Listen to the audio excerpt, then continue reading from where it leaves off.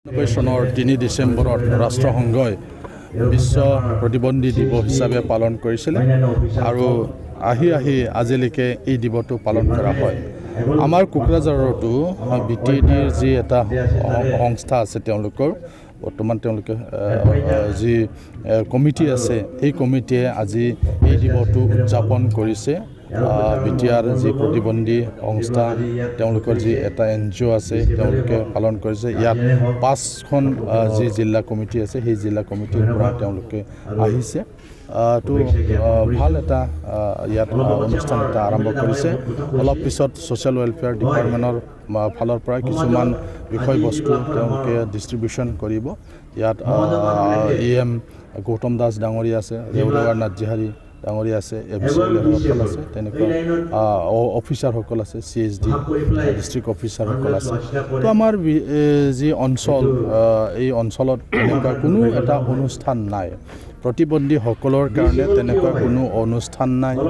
ইয়াত শিক্ষা অনুষ্ঠানৰ প্ৰয়োজন, ট্ৰেইনিঙৰ এটা প্ৰয়োজন আছে। যি ট্ৰেইনিং ল'লে তেওঁলোকে মানে নিজকে স্বাৱলম্বী কৰিব পাৰে তেনেকুৱা এটা অনুষ্ঠানৰ খুব প্ৰয়োজন আছে। মই অসম চৰকাৰক অনুৰোধ কৰিব বিচাৰিছোঁ, বিভাগীয় মন্ত্ৰীক মই পাৰ্চনেলি তেওঁলোকৰ আলোচনাও কৰিছোঁ যে কোকৰাঝাৰত আমাৰ তেনেকুৱা এটা মানে অনুষ্ঠান আছে দিব্যাংগসকলৰ, তাত যদি এটা মানে ট্ৰেইনিং চেণ্টাৰ যদি দিয়া হয় তেতিয়া আমাৰ মানে দিব্যাংগসকলৰ কাৰণে খুব সুবিধা হ'ব, লাভজনক হ'ব। মই তেওঁৰ লগত কথা পাতিছোঁ। মই আশা কৰিছোঁ যাতে অসম চৰকাৰৰ ফালৰ পৰাও এই যি তেওঁলোকৰ যি কেম্পাছ এই কেম্পাছত যাতে তেনেকুৱা এটা অনুষ্ঠান যাতে পায় যি অনুষ্ঠানৰ দ্বাৰা তেওঁলোকৰ লাভ হয়। চনৰ ৩ ডিচেম্বৰত ৰাষ্ট্ৰসংঘই বিশ্ব প্ৰতিবন্ধী দিৱস হিচাপে পালন কৰিছিল আৰু আহি আজিলৈকে এই দিৱসটো পালন কৰা হয়।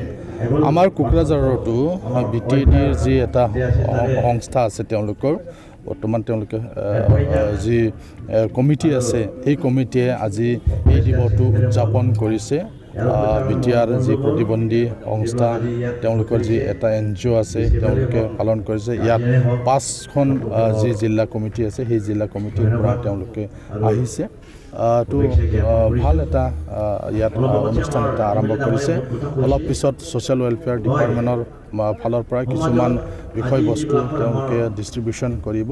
ইয়াত EM গৌতম দাস ডাঙৰীয়া আছে, ৰেওদাৱাৰ নাজিহাৰী ডাঙৰীয়া আছে, এফিচিয়েলসকল আছে, তেনেকুৱা অফিচাৰসকল আছে, CSD ডিষ্ট্ৰিক্ট অফিচাৰসকল আছে। তো আমাৰ যি অঞ্চল এই অঞ্চলত তেনেকুৱা কোনো এটা অনুষ্ঠান নাই। প্ৰতিবন্ধীসকলৰ কাৰণে তেনেকুৱা কোনো অনুষ্ঠান নাই। ইয়াত শিক্ষা অনুষ্ঠানৰ প্ৰয়োজন, ট্ৰেইনিঙৰ এটা প্ৰয়োজন আছে। যি ট্ৰেইনিং ল'লে তেওঁলোকে মানে নিজকে